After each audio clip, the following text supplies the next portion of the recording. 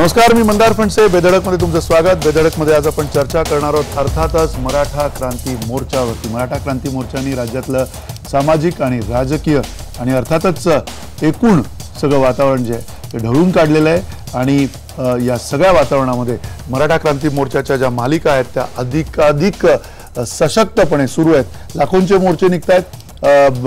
आता जो मोर्चा निघाला तो सोलापूर असेल किंवा अगदी नवी मुंबईतला मोर्चा असेल, हे सगळे मोर्चे अतिशय मोठ्या संख्येनं निघालेले आहेत. नुसती मोठी संख्या नाही आहे तर थक्क करणारी ही संख्या आहे. अर्थात या सगळ्याच्या मागे नेमकं काय घडतंय, कशामुळे हे एवढे मोठे मोर्चे निघत आहेत आणि या मोर्चेकऱ्यांचा, या मोर्चामध्ये सामील होणाऱ्या महिलांचा, मुलांचा, मुलींचा नेमका काय त्यांच्या मागण्या आहेत आणि नुसत्या मागण्या नाही आहेत तर त्यांच्या काय अपेक्षा गेल्या काही काळापासूनच्या खंडित होत्या असं आपल्या सगळ्यांना वाटतंय.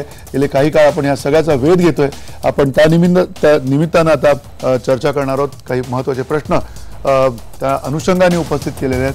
आरक्षणाच्या मागणीची पूर्तता झाल्यास क्रांती मोर्चा सफल झाला असं म्हणता येईल का, हा सगळ्यात महत्त्वाचा प्रश्न त्या निमित्तानं आपण विचारतोय. मराठा क्रांती मोर्चातील तरुणांची गर्दी ही आर्थिक मागासलेपणातून जमा झाली आहे का, हे सुद्धा आपल्याला तपासायचं आहे, आपल्याला समजून घ्यायचं आहे काही तरुणांकडनं. अर्थात या व्यतिरिक्त मराठा क्रांती मोर्चाच्या दूरगामी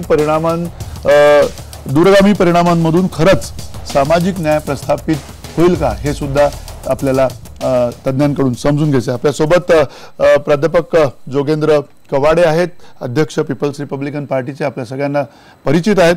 आपल्यासोबत प्रवीण गायकवाड आहेत, संभाजी ब्रिगेडचे माजी प्रदेशाध्यक्ष.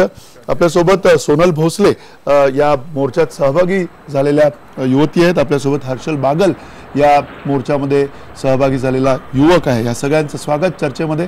आणि अर्थात जो पहिला प्रश्न विचारायचा आहे तो कवाडे सर तुम्हाला विचारायचा आहे की ज्या पद्धतीनं हे सगळं आंदोलन गेले काही काळ आपल्या समोर येत आहे आणि नुसतं आंदोलन समोर येत नाही आहे तर अतिशय जोरकसपणे येते, अतिशय स्पष्ट असा आवाज, उद्गार या आंदोलनातनं आत्तापर्यंत आपल्या सगळ्यांपर्यंत पोहोचलेला आहे. तो राज्यकर्त्यांपर्यंत कितपत पोहोचलाय किंवा नाही हे अजून आपल्याला ठामपणे काही सांगता येत नाही, पण या आंदोलनातला जो उद्गार आहे तो नेमका काय आहे असं तुम्हाला वाटतं? एकूण मराठा क्रांती मोर्चाच्या माध्यमातून महाराष्ट्रामध्ये जी घुसळण सुरू आहे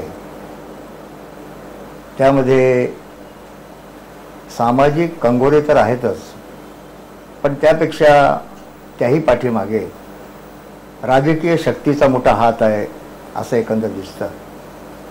कोणताही नेता क्रांती मोर्चामध्ये नाही असं जरी वारंवार सांगितलं जात असलं तरी एवढ्या मोठ्या लक्षावधी जनसमुदायाचं नेतृत्व असल्याशिवाय, योग्य प्रकारचं नियोजन असल्याशिवाय, योग्य प्रकारचं मार्गदर्शन असल्याशिवाय, योग्य प्रकारचं राजकीय संघटना आणि नेत्यांचा आर्थिक पाठबळ असल्याशिवाय अशा प्रकारचं आंदोलन उभं राहू शकत नाही. हा सर्वांचा अनुभव आहे. प्रश्न येतो मराठा समाजाच्या एकंदर मागण्यांचा. आता खऱ्या अर्थानं मराठा समाजाच्या तरुणांची ही जी मागणी आहे त्या एकूणच मराठ्यामध्ये, मराठा समाजामध्ये जो विस्थापित समाज आहे, मुठभर लोकांकडे सत्ता आहे, संपत्ती आहे, वैभव आहे, सर्व प्रकारचं शक्ती त्यांच्याकडे आहे, परंतु ढिगभर मराठा समाज जो ग्रामीण भागात राहतो, जो काळाच्या ओघामध्ये जे आर्थिक मागासले पण त्यांच्या नशिबी आलेला आहे, असा हा आर्थिक मागासलेपण काळाच्या ओघामध्ये जे आलं त्याचे अनेक कारणं आहेत. त्याची चर्चा करायची त्या ठिकाणी काही गरज नाही आहे, पण काळाच्या ओघामध्ये ही जी ग्रामीण भागाची सत्ता, मग ग्रामपंचायत असेल, पंचायत समिती असेल, जिल्हा परिषद असेल, विधानसभा असेल, लोकसभा असेल किंवा सहकार क्षेत्र असेल, या सर्व क्षेत्रामध्ये कारखानदारी असेल, नोकऱ्यामध्ये जरी बघा, ही सर्व परिस्थिती असताना देखील आमचा हा मराठा विस्थापित समाज इतका मागासला राहिलं याचंच मोठं दुःख वाटतं. ह्या मराठा क्रांती मोर्चानी खऱ्या अर्थानं, आता क्रांतीचा अर्थ परिवर्तन आहे, क्रांती मोर्चाच्या माध्यमातून खऱ्या अर्थानं क्रांती, सामाजिक क्रांती घडवण्याचं काम जर मराठा क्रांती मोर्चाच्या माध्यमातून झालं तर ते फुले शाहू डॉक्टर बाबासाहेब आंबेडकरांच्या आणि शिवबांच्या महाराष्ट्राला निश्चितपणे लाभदायक ठरेल असं मला या ठिकाणी वाटतं. आता या ठिकाणी हे सांगण्याचं कारण असं आहे की मराठा समाजामध्ये जो प्रस्थापित वर्ग आहे या वर्गाने आता 2-4 जर आपल्या अफवा जर सोडलेत तर सुरुवातीपासून तर आज तागाय सत्ता ही आमच्या मराठा समाजाच्या नेतृत्वाच्या हातामध्ये होती. खंत या गोष्टीची वाटते की एवढं सर्व होत असताना, एवढी खचखच सुरू असताना समाजाची नाडी, समाजाचं दुखणं, समाजाच्या व्यथा आणि समाजाच्या वेदना या प्रस्थापित मराठा नेतृत्वाच्या लक्षात का आल्या नाहीत हाच मोठा महत्त्वाचा प्रश्न आहे. आणि अशा परिस्थितीमध्ये ही क्रांती जर करायची असेल, मी फार अभिनंदन करतो आमच्या मराठा समाजाच्या तरुणांचं, तरुणींचं आणि या क्रांती मोर्चाचं. त्या याकरता त्याचं नावच त्यांनी मराठा क्रांती मोर्चा दिला आहे. छत्रपती शिवबांपासूनची क्रांती सुरू आहे ती अद्याप थांबलेली नाही आहे. क्रांतीचं चक्र कधी थांबत नसतं, आलं का लक्षात. आणि म्हणून या क्रांती मोर्चाच्या माध्यमातून या क्रांती मोर्चाचा आता एक दिशा ही प्रस्थापित नेतृत्वाला प्रश्न विचारण्यासाठी निर्माण झाली पाहिजे की तुम्ही सत्तेमध्ये असताना आमच्या या दरिद्रीपणाला, आमच्या दरिद्रीपणाकडे, आमच्या गरिबीकडे, आमच्या बेरोजगारीकडे, आमच्या विकासाकडे, आमच्या शैक्षणिक विकासाकडे का तुम्ही लक्ष देऊ शकला नाहीत. आमचा शेतकरी जो आहे तो आत्महत्या करतो आहे, तुम्ही का लक्ष दिलं नाही हा प्रश्न क्रांती मोर्चाच्या माध्यमातून आमच्या मराठा तरुणांनी आपल्या प्रस्थापित नेत्यांना विचारलं पाहिजे असं मला या ठिकाणी वाटतं. नक्की आपण एक गोष्ट निश्चितच आहे. नक्की कवाडे सर मी तुमच्याकडे पुन्हा येतो. थोडं अंदाजी कवाडे सर, औरंगाबाद पासून ही औरंगाबाद पासून ही जी सुरू झाली क्रांती मोर्चाची सुरुवात झाली ती सतत वाढतच चाललेली आहे. म्हणजे असं एकंदर वाटतं की क्रांती मोर्चा काढायची स्पर्धा तर नाही लागली ना असं दिसत आहे मंदारजी. आणि म्हणून नक्की तुमच्या कवाडे सर आपण एक एक मुद्दा घेऊया. तुमच्याकडे सुद्धा अनेक मुद्दे आहेत, मला खात्री आहे त्याची. आणि अर्थात प्रवीण गायकवाड आपल्या सोबत आहेत, त्यांना सुद्धा मुळात काही तुमच्या प्रश्न बोलण्यातनं किंवा तुमच्या वक्तव्यांमधून आलेल्या अनेक गोष्टींची उत्तरं द्यावीची वाटणार निश्चितच. पण तत्पूर्वी प्रवीण गायकवाड, या सगळ्या क्रांती मोर्चाचे विविध टप्पे आतापर्यंत बघितलेत. मालिका सुरूच आहे, अखंड सुरू आहे, नुसती सुरू नाहीये तर अधिकाधिक जोरात त्याला प्रतिसाद मिळताना दिसतोय. हे सगळं असताना येणाऱ्या काळामध्ये या क्रांती मोर्चाच्या ज्या 2 प्रमुख मागण्या असतील त्या 2 प्रमुख मागण्यांच्या व्यतिरिक्तची एकूण वाटचाल कुठे असणार आहे, कुठल्या दिशेने असणार आहे. आणि हा एवढा मोठा जनसमुदाय कदाचित महाराष्ट्राच्या पहिल्यांदा इतिहासामध्ये आपण पाहिलंय. आपण सगळेजण इतके वर्ष सार्वजनिक आयुष्यामध्ये बघतोय, पण एवढ्या मोठ्या प्रमाणावरती मोर्चा निघण्याच्या घटना हे पहिल्यांदा आहेत. आणि सातत्यानं ते मोर्चे निघतात, त्याच्यातलं सातत्य सुद्धा इतकं पहिल्यांदा दिसतंय. हे सगळं घडत असताना नेमकं हे कुठे घेऊन जाणार आहे आपल्याला, कशा प्रकारे तुम्ही या सगळ्याकडे बघताय? नाही, कसं आहे, सगळ्यात पहिल्यांदा मला स्पष्ट करणं गरजेचं आहे की याच्या मागे कुठलाही राजकीय पक्ष किंवा राजकीय नेता नाहीये. म्हणजे अगदी 99 साली 10 जूनला राष्ट्रवादी काँग्रेसची स्थापना झाली तर ज्या शिवाजी पार्कवर हा कार्यक्रम घेतला तो भारता त्यावेळेस त्यांना नाकीनं आलं होतं. मनसेनी ज्या वेळेस तिथं कार्यक्रम घेतला तर त्यांनाही ते म्हणजे किती काम करावं लागतं एवढे लोक जमवण्यासाठी. अगदी शिवसेनेनी सातत्यपूर्ण जरी ठेवला असेल शिवाजी पार्कवर तर एवढे लोक जमवणं खूप कठीण आहे. आणि तेवढ्याच संख्येचे लोक प्रत्येक जिल्ह्यामध्ये जमतात हे अभिनव आणि म्हणजे अद्भुत आहे. हे फक्त स्वप्न असू शकतं. मला या निमित्ताने एवढंच सांगायचंय की लोकशाहीमध्ये सामान्य माणूस आपल्या हक्क अधिकारासाठी ज्यावेळेस जागृत होतो त्यावेळेस एवढे मोठे समुदाय जमायला लागतात. हे कुठल्याही राजकीय पक्षाला शक्य नाही. आजपासून मागं जमलेलं नाही आणि इथून पुढच्या काळातही जमलेलं नाही, जमणार नाही, हे शक्य नाहीये. हे जेवढे लोक जमतायत हे पुढेही कधी जमतील असं मला वाटत नाही. आता हा जो समाज मूक मोर्चा काढतोय त्याचं कारण 1981 पासून सातत्याने ज्या मागण्या अण्णासाहेब पाटलांपासून ठेवण्यात आलेल्या होत्या त्या तशाच्या तशाच आहेत गेली 35 वर्ष. आणि कोपर्डीची एक घटना, स्त्रियांच्या बलात्काराचं जे प्रकरण आहे, जे सातत्याने आपण नुसतं फक्त कोपर्डी बद्दलच बोलते पण तसं नाहीये. देशामध्ये साधारणपणे 3 मिनिटाला एक बलात्कार होतो आणि म्हणून स्त्री असुरक्षित आहे हा विषय त्याच्यामध्ये घातला तर बाकी सगळे विषय तसेच आहेत. 35 वर्षाचा फार मोठा काळ आहे. आता जो तरुण आहे तो सोशल मीडियाने जागृत झालेला आहे.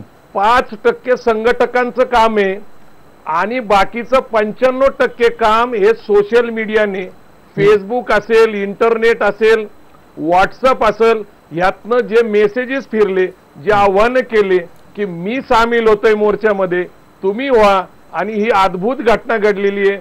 परत परत मी सांगतो याच्या मागे कुठला नेता नाही, कारण आम्ही राजकीय नेतृत्व नाकारलेले आणि तुम्ही पाहिलं असेल मंदारजी, सामाजिक नेतृत्व, या नेतृत्वाचा काही कारणाने फायदा घेऊ इच्छित होतं की आम्ही त्याचं संयोजन वगैरे केले, ते सुद्धा नाकारलेले.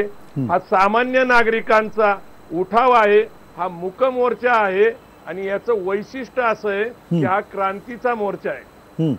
नाही, नक्की हा क्रांतीचा मोर्चा निश्चित आहे आणि या क्रांतीची दिशा येणाऱ्या काळात कुठली असणार आहे हे सुद्धा आपल्याला ह्या टप्प्यावरती निश्चित विचार करण्याची गरज आहे. आपल्यासोबत काही तरुण आंदोलक युवक युवती आहेत. सोनल भोसले आपल्यासोबत आहेत. सोनल, तुम्हाला नेमकं कधी वाटलं की या मोर्चामध्ये सहभागी व्हावं आणि मुळात सहभागी होण्यामागची भावना काय होती? कारण सातत्यानं आपण बघतोय की मुली आहेत, मुलं आहेत, महिला आहेत, ह्या सगळ्यांचा सहभाग कधी नव्हे इतका मोठा या मोर्चांमध्ये दिसतोय. बरोबर आहे तुमचं. कित्येक वर्षापासूनची ही जी आमच्या मनातली आग होती ती ह्या मोर्चाच्या माध्यमातून आज तुमच्या समोर, सगळ्यांच्या समोर येते. कारण इतक्या गोष्टी आहेत समाजाबरोबर. कारण आपण म्हणतो की देशाचा विकास हा युवकांचा, म्हणजे युवकांकडून विकास केला जातो, पण हेच युवक आणि मराठा समाजातील सर्व मोठे विद्यार्थी असतील किंवा युवक असतील हे आज कुठेतरी शिक्षणापासून वंचित राहत आहेत.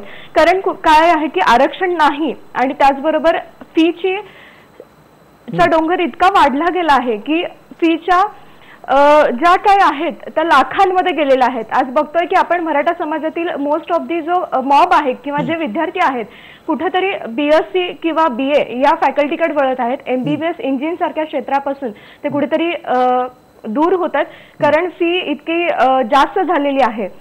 त्याचबरोबर मला सांगायला खरंच असं इथं नमूद करायला आवडेल की शेतकऱ्यांचे जे कुटुंब आहेत किंवा त्यांच्या समाज घरातील जे विद्यार्थी आहेत ते आज कुठेतरी ह्या सगळ्या गोष्टींपासून वंचित राहत आहेत. कारण कुठेतरी त्यांना सोयी सुविधा कमी पडत आहेत. त्यांचा आधार कुठेतरी सरकारने हिरावून घेतला आहे हे आपल्याला दिसून येत आहे. नक्की हा आधार हिरावून घेतलाय हे आपल्याला सगळ्यांना निश्चित दिसतंय कुठेतरी ह्या सगळ्या युवकांना. हर्षल, नेमकं कधी वाटलं की या मोर्चामध्ये सहभागी झालं पाहिजे आणि हा मोर्चा एका अर्थाने आपल्या समाजाचा आहे, आपल्या जातीचा आहे किंवा ह्या एका भावनेतनं त्या मोर्चामध्ये येण्याची प्रक्रिया कधी सुरू झाली तुझ्या मनामध्ये?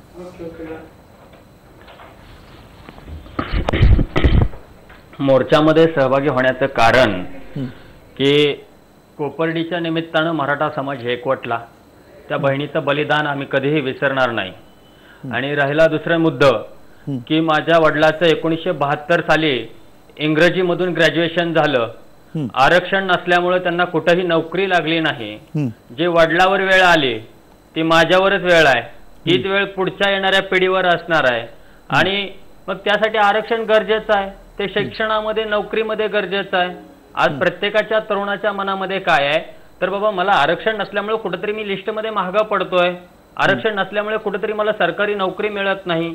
आणि राहिला विषय आमच्या शेतीचा, तर आम्ही शेतकरी आहे मुळामध्ये. मराठा समाज हा 90% शेतकरी हे आम्ही विसरलं नाही पाहिजे.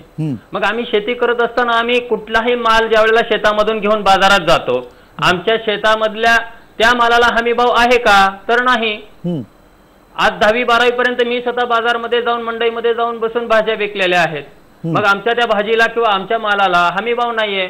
मग 5 पैसे प्रति किलो आमचा कांदा जर जात असेल तर मग कृषीप्रधान देशामध्ये सर्वात नाक खाली घालायला, मान खाली घालायला आम्हाला लावणारी ही गोष्ट आहे. आणि आम्ही कृषीप्रधान देश म्हणून घेतो. आणि या ज्या गोष्टींचा सगळ्या ज्या वेळेला मराठा समाजानं चिंतन आणि मंथन करायला सुरुवात केलं आणि जो काही आमच्यावरती एक पगडा बसला होता की बाबा मराठा खूप मोठा आहे, मराठा खूप मोठा आहे, तो पगडा गळून पडलेला आहे. आर्थिकरित्या मराठा हा समाज सगळ्यात शेवटी आहे. सगळ्यात महत्वाचं आम्ही एक कारण या ठिकाणी सांगितलं जातं की शिक्षण, आरक्षण या ज्या गोष्टी आहेत, शिक्षणाचा आणि आरक्षणाचा फार महत्वाचा संबंध या ठिकाणी जोडला गेला पाहिजे. इथं कुठल्या जातीचा काही संबंध नाही, कुठल्या मोर्चाच्या, हे मोर्चे आमचे कुठल्याही जातीच्या विरोधात नाहीत. सकाळी तुम्ही पाहिला असेल सोलापूरचा मोर्चा डॉक्टर बाबासाहेब आंबेडकरांना अभिवादन करून त्यांच्या स्मारकाला हार घालून पुढे निघाला आणि महिला त्याचं नेतृत्व करतायत. जसं की प्रवीणदादा गायकवाडांनी सांगितलं की कुठलीही राजकीय शक्ती याच्या पाठीमागे नाही. आज ग्रामीण मधला गावगाड्यातला मराठा आमचा प्रत्येक युवक कधी निवडणुकीच्या प्रचार यंत्रणेत सुद्धा एवढं पळत नाही, तेवढा पळतोय गेल्या महिन्याभरामध्ये आणि मोर्चे सक्सेस होत आहेत. ह्या मोर्चांच्या आमच्या प्रमुख मागण्या काय आहेत? मी शेवटी फक्त एवढं सांगेन, कोपर्डी मधल्या आरोपींना अशा कुठेही घटना होऊ द्या, कोपर्डी सारख्या कुठेही, फक्त कोपर्डीच नव्हे आणि कुठल्याही जातीच्या आतमध्ये कुठल्याही मुलीवर होऊ द्या. मला वाटतं पीडिताला आणि आरोपीला जात नसते, त्याची जात शोधण्याचा कोणीही प्रयत्न करू नये. मग ती कुठल्याही जातीमध्ये होऊ द्या, कुठल्याही जातीचा आरोपी असू द्या, त्याला आपल्या कायद्यानुसार शिक्षा झालीच पाहिजे आणि आज ती फाशीची गरज आहे, तरच अशा गोष्टींना आळा बसेल. दुसरी मागणी आमची मराठा समाजाची आहे, आरक्षण आम्हाला पाहिजे नोकरीमध्ये, शिक्षणामध्ये. तिसरी मागणी आहे आमची की अट्रॉसिटी ऍक्ट मध्ये जो काही या ठिकाणी त्याचा गैरवापर काही ठिकाणी केला जातोय त्याच्यावरती कुठेतरी आळा बसला पाहिजे. त्याच्यानंतरची आमची मुख्य मागणी आहे की शेतकऱ्यांच्या मालाला हमी भाव मिळावा आणि ज्या ज्या शेतकऱ्यांनी आजपर्यंत आत्महत्या केलेल्या आहेत त्या आत्महत्यांना कुठेतरी ब्रेक लागावा, त्याच्यासाठी कुठले ठोस उपाय सरकारने या ठिकाणी घेतलेत का? त्या शेतकऱ्यांच्या घरामध्ये एका सदस्याला सरकारी नोकरी मिळाली पाहिजे. आमची जी ईबीसी सवलत 1.5 लाखापर्यंतची आहे ती 6 लाखापर्यंत घेऊन जावी. अशा आमच्या साध्या मागण्या घेऊन आम्ही मैदानात उतरलेलो आहे. आणि प्रत्येक युवक स्वयंपूर्ती नाही, असं नाही की बाबा कुणाला गाडी पाठवली, कुणाला हॉटेलवरती पार्टी दिली, कुणाची यायची व्यवस्था आहे. आज जो तो प्रत्येक स्वतःची गाडी घेऊन, आज मी माझ्या कुटुंबासह आंदोलनामध्ये सहभागी झालोय, प्रत्येक जण स्वतःच्या कुटुंबासह, कारण प्रत्येकाला झळ बसलेले आहे, आर्थिक झळ बसलेले आहे. हर्षल, तुला थोडं थांबवतो, अधिक आपण चर्चा करू इथून पुढे सुद्धा, कारण ज्या पोटतिडकीने तू बोलतोयस त्याच्यातनं दुसरं काही कोणी वेगळं कन्व्हिन्स होण्याची गरज नाहीये. ज्या पोटतिडकीतनं तू हे सगळं सांगतोयस त्याच्यातनं निश्चित कळतंय की काय वेदना या आताच्या या सगळ्या तरुण पिढीच्या तुमच्या सगळ्यांच्या समोर आहेत.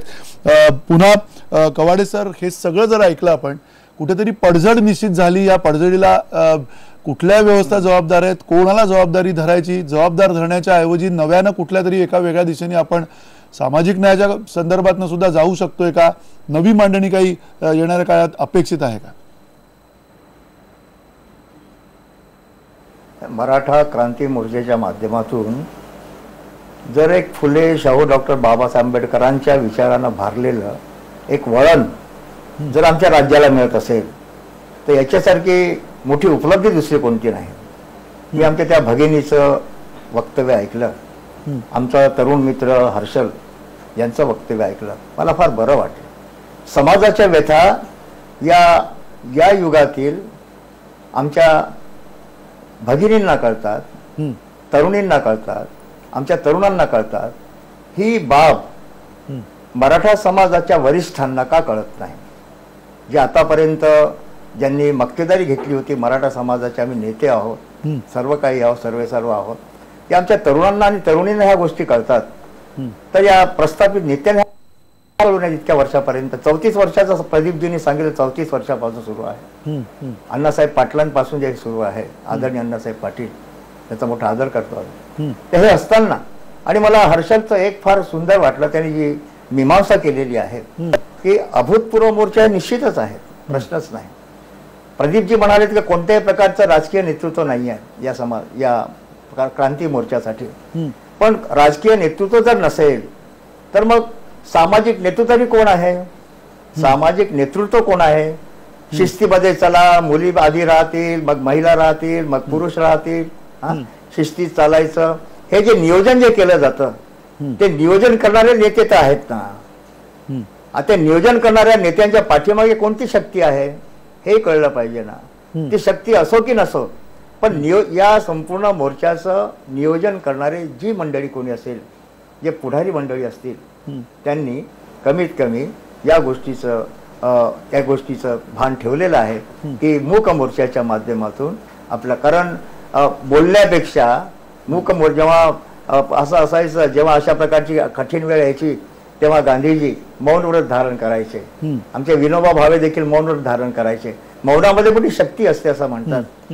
मूक मोर्चाच्या माध्यमातून आमचा मराठा समाज आपल्या व्यथा आणि वेदना जगासमोर मांडतो आहे, राज्यासमोर मांडतो आहे, देशासमोर मांडतो आहे. याचं तर सर्वजण स्वागतच करतो ना.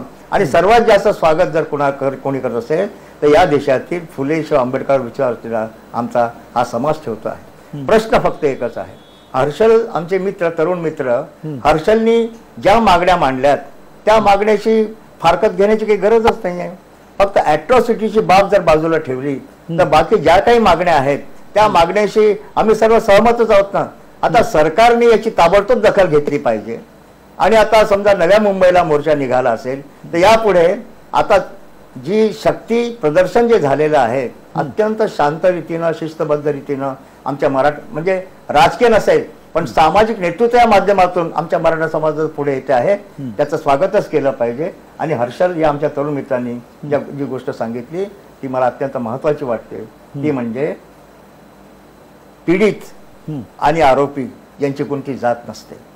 पीडित आणि आरोपी यांची कोणती जात नसते, ही विकृत मनोवृत्ती असते. हे हर्षलने अत्यंत सुंदरपणे नमूद केलेलं आहे. हर्षल या आमच्या तरुण मित्राचा मी या शब्दाचा आधार घेऊन असं म्हणेन की पीडित व्यक्ती जो असेल किंवा आरोपी जो असेल त्यांना कोणती जात नसते. असं जर असेल तर मग कोपर्डीच्या निमित्तानं दलितांना असंच एकंदर एक वातावरण निर्माण झालेलं आहे की कोपर्डीच्या निमित्तानं कोण आरोपी एका विशिष्ट समाजाचे आहेत म्हणून कोपर्डीच्या निमित्तानं ॲट्रॉसिटी कायदा रद्द करण्याची, सुधारणा करण्याची वारंवार मागणी का केली जाते हा महत्त्वाचा प्रश्न आहे. हर्षलजींनी या गोष्टीकडे चांगल्या लक्ष दिलं पाहिजे अशी माझी त्यांना आग्रहाचं सांगणं आहे. आणि दुसरी महत्त्वाची गोष्ट अशी की ज्या मागण्या आता शेतकऱ्यांचा संबंध आहे, मराठा समाज प्रामुख्याने शेतकरी आहे आणि पश्चिम महाराष्ट्र जर सोडला तर मराठवाडा आणि विदर्भातला शेतकरी आत्महत्या करतो आहे. हा शेतकऱ्यांमध्ये मराठा समाज बहुसंख्यक असेल पण दलित समाज आहे, बहुजन समाज आहे, इतरही समाजाची मंडळी आहेत, त्यांच्याकडे देखील लक्ष देणं अत्यंत आवश्यक आहे. पारंपरिक शेती करणं ही आमच्या मराठा समाजाची परंपरा आहे आणि त्यांना त्यांच्या शेतीमध्ये झालेल्या उत्पादनाला योग्य प्रकारचा भाव मिळत नाही. आमच्या हर्षलजींनी सांगितलं, आमच्या भगिनींनी सांगितलं. मग कुणाच्या ताब्यात आहेत? कृषी उत्पन्न बाजार समित्या तुमच्याच ताब्यात आहे, सर्व काही क्षेत्र तुमच्या ताब्यात आहेत. भाव ठरवणं, भावाला जास्त किंमत देणं, शेतकऱ्यांच्या आत्महत्या थांबतील यासाठी कठोर अशा प्रकारची उपाययोजना करणं. आम्ही तर मागणी केली की शेतकऱ्यांना कर्जमुक्त करून टाका ना. 9,000 कोटी रुपयाचं चूर्ण लावून जो विजय मल्ल्या पळून जातो त्याला तुम्ही पकडू शकत नाही, त्याला तुम्ही राईट ऑफ करता, माफ करता, कोट्यावधी रुपयाचे कर्ज तुम्ही माफ करता. आमचा हा मराठा गरीब शेतकरी जो कर्जामध्ये फसलेला आहे आणि ज्याला वारंवार अशा निराशेतून त्याला आत्महत्या करावी लागत आहे, त्या शेतकऱ्यांना आमचा मराठा समाजाचा शेतकरी नाही तर एकूणच शेतकरी समाजाला वाचवण्यासाठी सरकारने प्रयत्न का करू नयेत?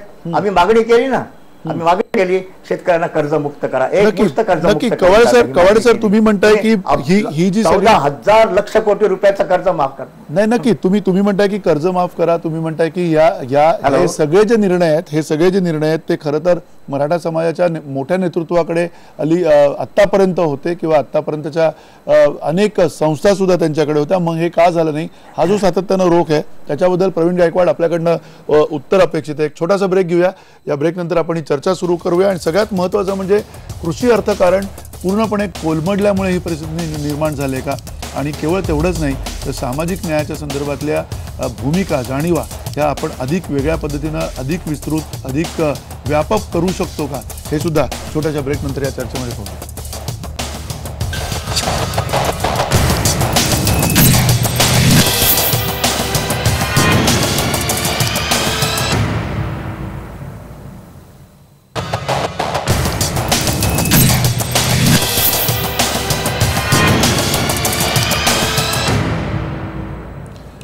पुन्हा एकदा स्वागत. आपण चर्चा करतोय मराठा क्रांती मोर्चाच्या संदर्भात. एक अभूतपूर्व असा हा प्रतिसाद आपल्याला आपण बघतोय, मिळताना बघतोय. आणि अर्थात हा प्रतिसाद मिळण्यामागची कारणं सुद्धा सातत्यानं शोधण्याचा प्रयत्न करतोय. खरं तर हा शोध एव्हाना संपलाय असंही म्हणायला काही हरकत नाही. त्याचं कारण अतिशय स्पष्ट आहे तरुण तरुणींचा सहभाग, त्याच्यामधला जो एकूण जोश आहे, त्याच्यामधला जो एकूण प्रक्षोभ सुद्धा आहे, तो सगळा समजून घेतल्यास एक दिसतंय की जी मागासलेली परिस्थिती आहे ती कशामुळे आली आणि त्याच्या येणाऱ्या काळामध्ये त्याचे परिणाम जर दिसणार नसतील तर ते अर्थातच त्यांना आरक्षण मिळेल का या अनुषंगाने सुद्धा त्याचा विचार होतोय. एक सामाजिक घुसळण सुरू आहे आणि मंथन सुद्धा सुरू आहे.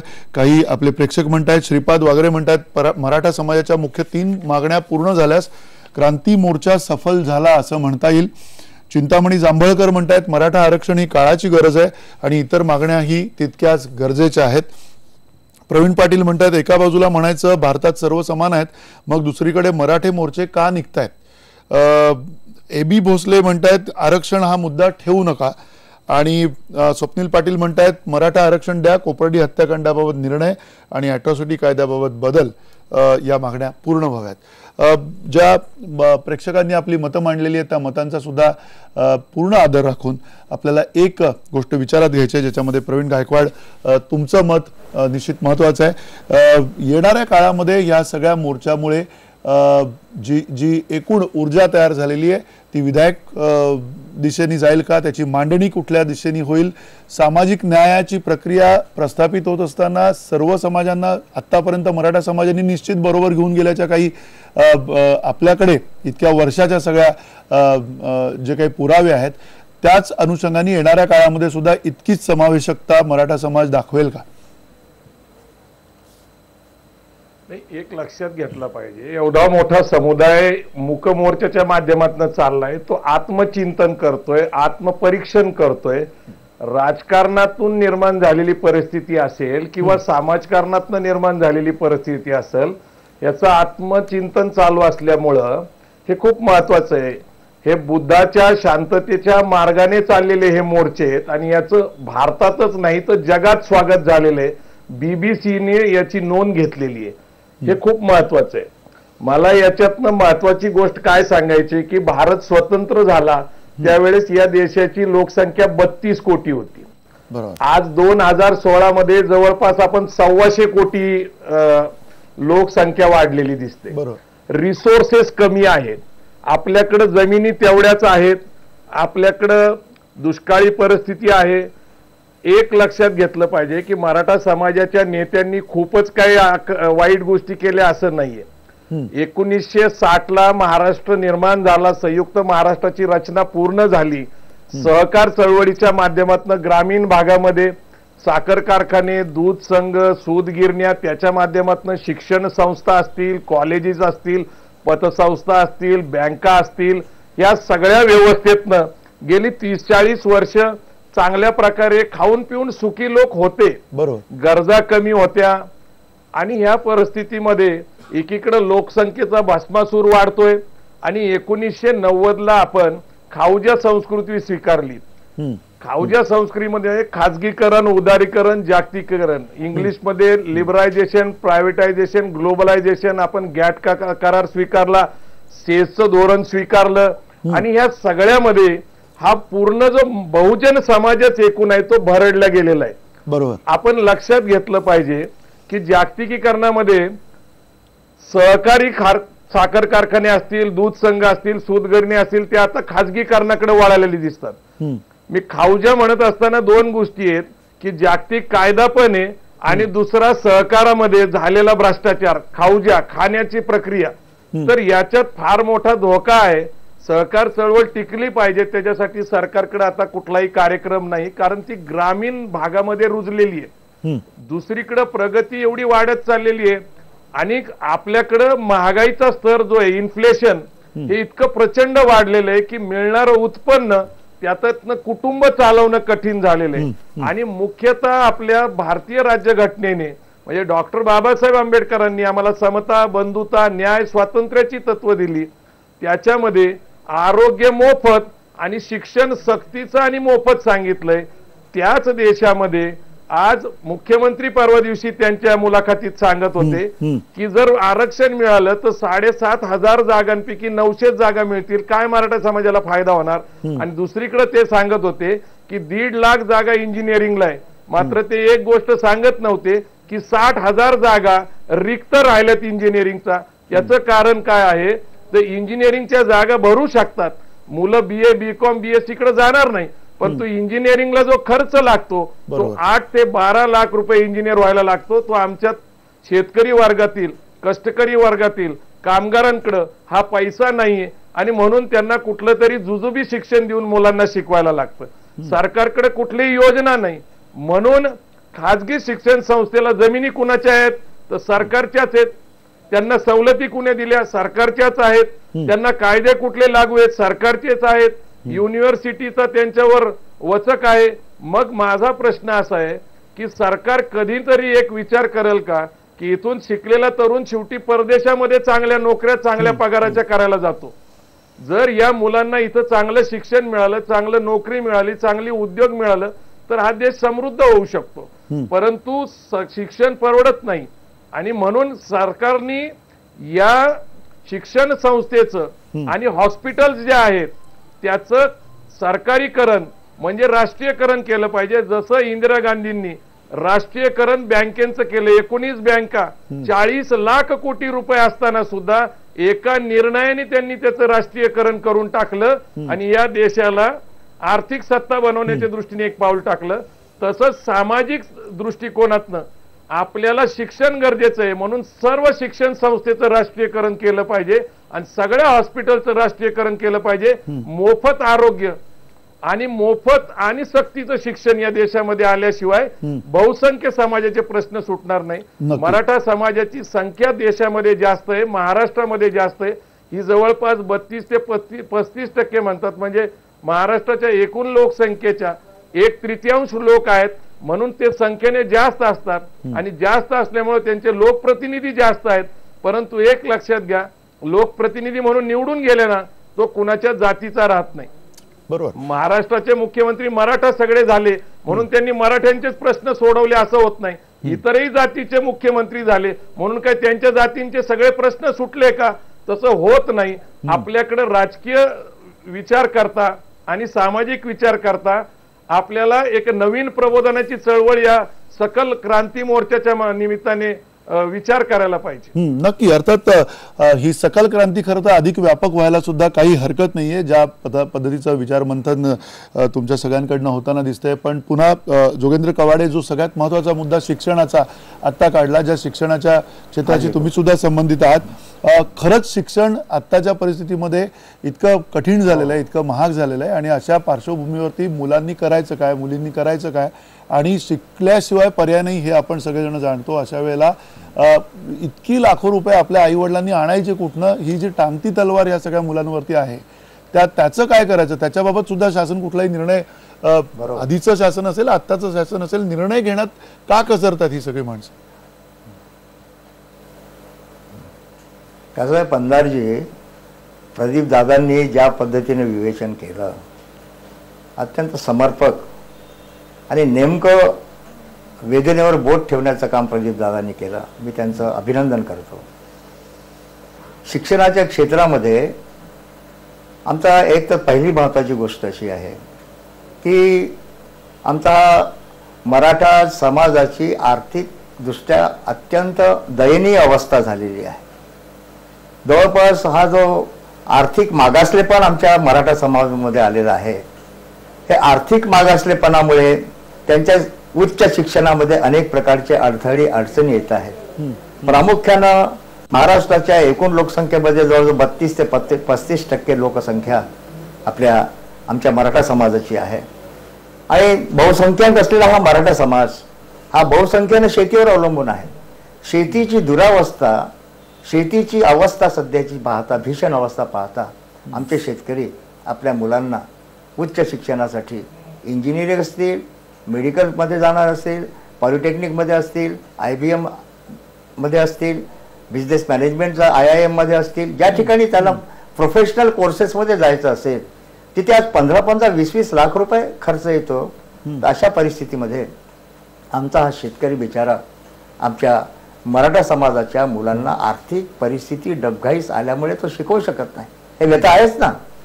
म्हणून प्रदीप दादांनी जी गोष्ट सांगितली की या देशाच्या राज्यघटनेमध्ये समता, स्वातंत्र्य, बंधुत्व, न्याय या तत्वांची पेरणी डॉक्टर बाबासाहेब आंबेडकरांनी राज्यघटनेच्या मागे देशामध्ये केली. त्यासोबतच मोफत आरोग्य सेवा आणि मोफत आणि सक्तीचं शिक्षण ही व्यवस्था आमच्या देशामध्ये लागू करणं अत्यंत आवश्यक आहे. तसं कायद्याने केलेलीच आहे, पण व्यवहारामध्ये आहे का? हे व्यवहारामध्ये नाही आहे. त्यामुळे आता इंजिनिअरिंगच्या इतक्या हजारो जागा रिकाम्या आहेत आमच्या महाराष्ट्रामध्ये, पण आमचा बिचारा मराठा समाजाचा जो तरुण आहे तो बिचारा त्या ठिकाणी ऍडमिशन घेऊ शकत नाही, कारण 10-15 लाख रुपये खर्च तो करू शकत नाही, अशी अवस्था आहे. अशा परिस्थितीमध्ये सरकारने ही भूमिका घेतली पाहिजे की आर्थिकदृष्ट्या अत्यंत दुर्बल आणि कमकुवत झालेला या मराठा समाजाच्या आमच्या तरुणांना तरुणींना उच्च शिक्षणासाठी वेगळी अशा प्रकारची व्यवस्था करता येऊ शकते का? आणि शिक्षणाचं अलीकडे जे बाजारीकरण झालेलं आहे ते बाजारीकरण थांबवून खाजगी विद्यापीठ आमच्या राज्यात निर्माण व्हायला लागलेली आहेत. हे म्हणजे एक शिक्षणाला उद्योगाचा दर्जा.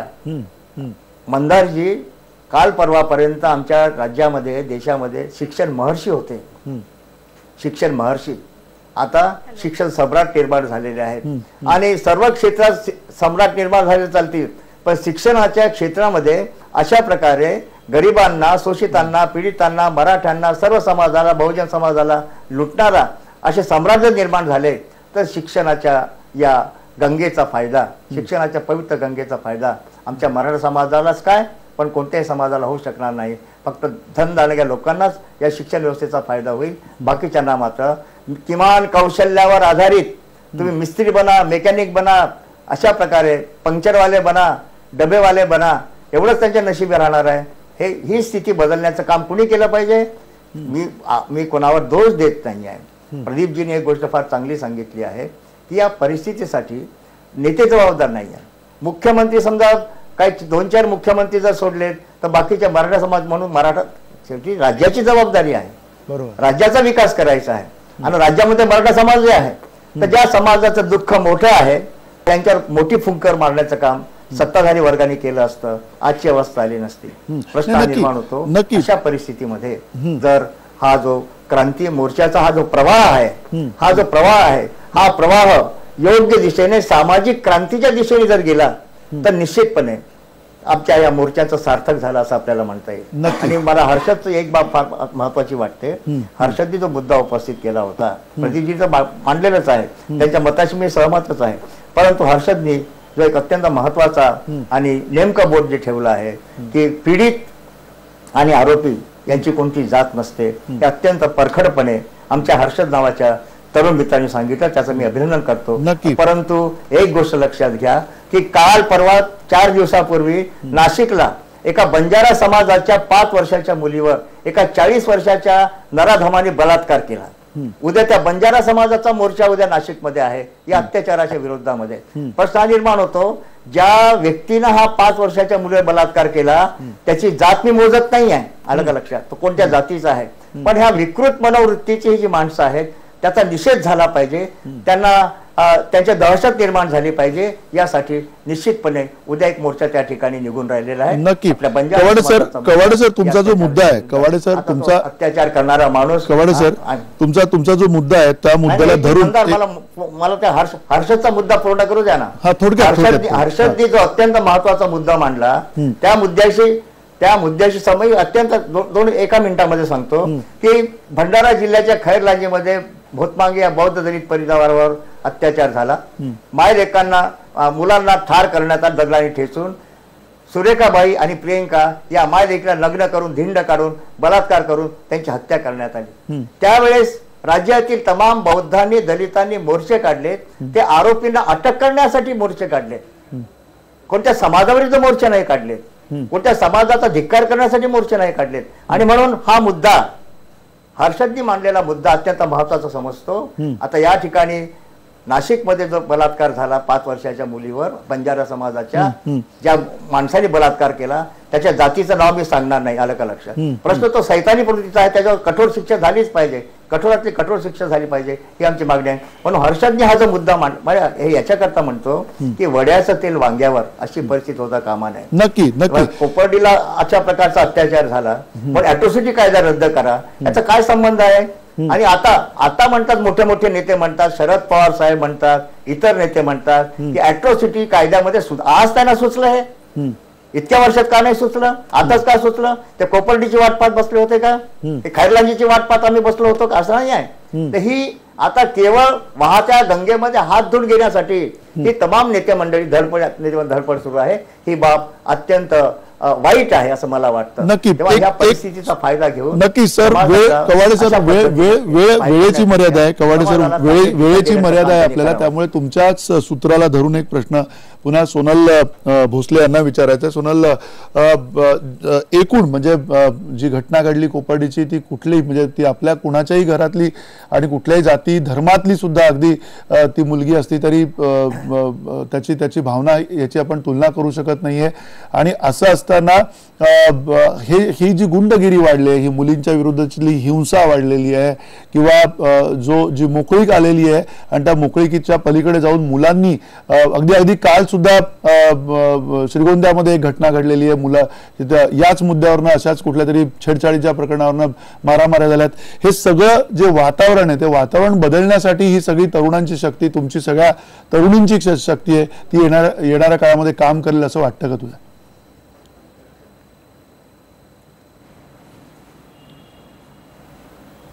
सोनल,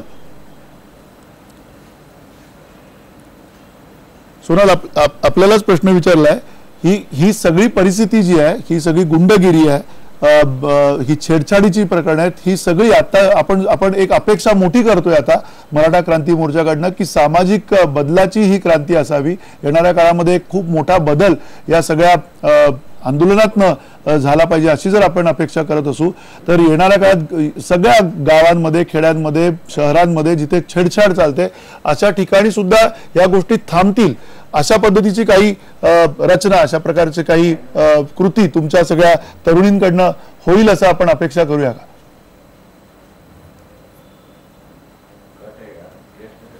सोनल यांच्यापर्यंत आवाज पोहोचत नाहीये. हर्षल, जर आपल्यापर्यंत हा आवाज पोहोचला असेल, ह्याच प्रश्नाचं उत्तर एक तरुण युवा आंदोलक म्हणून तुझ्याकडनं हवं. सांगतो अगदी बरोबर सांगतो. पहिल्यांदा भारतातल्या नाही तर जगातल्या प्रत्येक व्यवस्थेने एक गोष्ट लक्षात घेतली पाहिजे की ज्या वेळेला एखाद्या स्त्रीवरती अत्याचार होतो, बलात्कार होतो, मला एक सांगणं आहे, प्रत्येक समाजाला सांगणं आहे की बाबा बलात्कार हा कधी पुरुषावर झालेला नाही, हा स्त्रीवर झालेला आहे. त्यामुळे तुम्ही त्याच्याकडे जातीच्या चेहऱ्याच्या चष्म्यातनं बघू नका, त्या चष्म्यानं बघू नका जातीच्या. मग ते यापूर्वी झाले असतील, इथून पुढे जे होणार आहे ते रोखण्यासाठी आमचं गृह खातं सक्षम पाहिजे. त्याच्यासाठी सगळ्यात पहिल्यांदा काल तुम्ही पाहिलं एसटी मध्ये जात असताना 4 पोरांना मारलं, छेड पण काढली विद्यार्थिनीची. म्हणजे या ठिकाणी समाज सुरक्षित आहेत सगळे, परंतु स्त्रिया असुरक्षित आहेत. कधी बलात्कार मराठ्यावर होत नाही, दलितावर होत नाही, वंजारी समाजावर होत नाही किंवा माळी समाजावर, धनगर समाजावर होत नाही, तो स्त्रीवर होतो. बरोबर. आणि त्याचं जातीचं भांडवल कोणी करू नये असं मला वाटतं. कारण सगळीत पहिली महत्वाची गोष्ट आपण एक लक्षात घेतली पाहिजे की रोज आता दादांनी सांगितलं की 3 मिनिटाला बलात्कार होतोय, म्हणजे स्त्रिया असुरक्षित आहेत. सुरक्षतेचा मुद्दा आम्ही या ठिकाणी दुर्दैवाने आवाज त्यांचा तुटलेला आहे, संपर्क तुटलेला आहे आणि एकूण ही जी अपेक्षा आहे या मराठा क्रांती मोर्चातनं अगदी जाता आता थोडक्यात 30-40 सेकंदामध्ये मांडायची झाली तर प्रवीण, आपण कुठल्या पद्धतीनं मांडाल? कारण ही सगळी ऊर्जा, विधायक ऊर्जा आतापर्यंत मराठा समाजाने अनेक क्षेत्रामध्ये, खास करून राजकीय क्षेत्रामध्ये नेतृत्व दिलेलं आहे समाजाला, एका बहुसंख्य समाजाला आणि अगदी राज्याला आणि प्रसंगी देशाला सुद्धा. आता येणाऱ्या काळात हे सामाजिक नेतृत्व एका परीनं देण्याची अपेक्षा आपण करू शकतो का? ते सामाजिक नेतृत्व खूप वेगळ्या पद्धतीनं आपल्या समोर येईल अशी अपेक्षा आपण करू शकतो का? निश्चितच मंदार, कसं आहे की ह्या सगळ्या क्रांती मोर्चाच्या संयोजनामध्ये, नियोजनामध्ये त्याला पुढे नेत असताना खूप कार्यकर्त्यांनी काम केले आणि यातनं खूप चांगले कार्यकर्ते पुढे येणारे हे निश्चित आहे. त्यांचा विचार चांगला असणार आहे. आपण महात्मा फुले, छत्रपती शाहू महाराज आणि डॉक्टर बाबासाहेब आंबेडकरांच्या जाती अंत्याच्या लढाईबद्दल जर बोलायचं ठरवलं तर तो विचार खूप चांगला आहे आणि तो या देशात रुजला पाहिजे.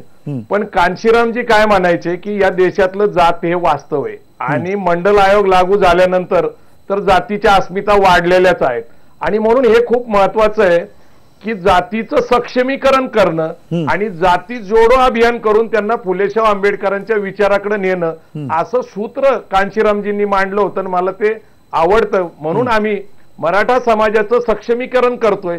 याचा अर्थ कुणाच्या विरोधात काम करतोय, कुणाचं आता अॅट्रॉसिटी बाबतीत नेमकं काय झालेलं आहे की मी आत्ताच येताना एसपीच्या ऑफिस मधनं आलेलो आहे आणि मी आकडेवारी गोळा करण्याचा प्रयत्न करतोय. खाजगीमध्ये प्रत्येक म्हणजे दलित बांधवांबरोबर मी 97 पासून काम करतोय बामसेफ संघटनेबरोबर आणि आम्ही हे सगळं बघत आलेलो आहे की खाजगीमध्ये सगळेच लोक मान्य करतात की अॅट्रॉसिटीचा दुरुपयोग होतोय. पण आता दुरुपयोग थांबवण्यासाठी काय उपाययोजना करता येतील तर कायद्यात दुरुस्ती सांगणं हे काय गुन्हा आहे का? मूळ विषय असा आहे की 25 वर्ष हा कायदा आहे, 95% लोक निर्दोष सुटतात. साधारणपणे 3%, 4.5%, 5% असंच कन्व्हिक्शन रेट आहे. या कन्व्हिक्शन रेटकडे पाहिल्यानंतर 95% लोक निर्दोष सुटतात. पण या गुन्ह्यामध्ये काय होत आहे, या गुन्ह्यामध्ये बेल नसल्यामुळं, जामीन नसल्यामुळं त्याला शिक्षा भोगल्यासारखीच परिस्थिती निर्माण होती. नंतर 3, 4, 5, 10, 15 वर्ष हेलपाटे मारायला लागतात कोर्टामध्ये. बऱ्याच लोकांना जमिनी विकायला लागलेले आहेत, बऱ्याच लोकांच्या नोकऱ्या गेलेल्या आहेत. मुख्यतः हे सगळे झालेल्या घटना हे शिक्षण संस्था, सरकारी कार्यालय, जमिनीच्या वादातनं झालेले आहेत. मायावतीजींनी तिकडे पहिल्यांदा मुख्यमंत्री झाल्यानंतर अॅट्रॉसिटीमध्ये काही दुरुस्त्या सुचवल्या होत्या की व्यक्तिगत पातळीवर काही भांडणं असतील आणि ती जुनी असतील, जमिनीची असतील किंवा काही ठिकाणची, तर तिथं अॅट्रॉसिटी लावू नये. परंतु अॅट्रॉसिटीचा आता पुनर्विचार करणं गरजेचं आहे. दलित बांधवांना संरक्षण असलंच पाहिजे, पण मी नेहमी सांगत आलोय की कायद्याची दहशत नको, त्याचा धाक असावा. धाक असेल तरी अनेक प्रश्न सुटू शकतात. काही दुरुस्त्या या ठिकाणी आम्हाला अपेक्षित आहे, त्या जर दलित बांधवांनी सहकार्य केलं आणि त्यातनं जर आम्हाला जिथं हिंसा होतीये, जिथं गैरकृत्य होतात, जिथं बलात्कार होतात, तिथं आम्ही काहीच बोलत नाही. पण काही सामाजिक क्षेत्रामध्ये काही वेगवेगळ्या संघटना काढून काही पत्रकार अनेक लोकांना ब्लॅकमेलिंग करतात, हे सिद्ध झालेलं आहे. मग त्यांच्या संरक्षणाचं काय? ज्यांच्यावर अॅट्रॉसिटीच्या गैरवापराने अन्याय होतो त्यांची बाजू कोण घेणार, त्यांच्याबद्दल कोण बोलणार? कारण हे खरंच आहे की हजारो वर्ष इथं दलित समाजावर अन्याय झालेला आहे, परंतु ही धर्मव्यवस्था आम्ही निर्माण केलेली नाही, ही जाती व्यवस्था आम्ही निर्माण केली नाही, वर्णव्यवस्था आम्ही निर्माण केली नाही, अस्पृश्यता आम्ही पाळत नाही. पण प्रश्न असा आहे की ज्यांच्यावर अॅट्रॉसिटीच्या निमित्ताने अन्याय झालाय त्यांची बाजू कोण मांडणार? आम्ही दलितांच्या बिलकुल विरोधात नाही, आम्ही अॅट्रॉसिटीच्या बाजूने आहोत. प्रवीण गायकवाड, वेळेची मर्यादा असल्यामुळे तुम्हाला थांबावं लागत आहे. अर्थात या चर्चेमधनं आपण एक सूर गवसलाय असं म्हणायला निश्चित हरकत नाहीये. त्याचं कारण मराठा क्रांती मोर्चाची ही सगळी ऊर्जा विधायक मार्गाने जाईल याच्यामध्ये विश्वास ठेवायला नक्कीच जागा आहे. कारण ज्या तरुणांनी आता आपल्या या परिसंवादामध्ये, या चर्चेमध्ये भाग घेतलेला आहे, खास करून हर्षल बागल असेल, सोनल भोसले असेल, हे प्रतिनिधी आहेत या सगळ्या मोर्चांमधल्या तरुणांचे. आणि या प्रतिनिधींचे जर विचार ऐकले तर ते विचार निश्चित चांगल्या ठिकाणी घेऊन जातील याची आपण अपेक्षा बाळगायला काहीच हरकत नाही, आशा बाळगायला काहीच हरकत नाही. धन्यवाद, नमस्कार.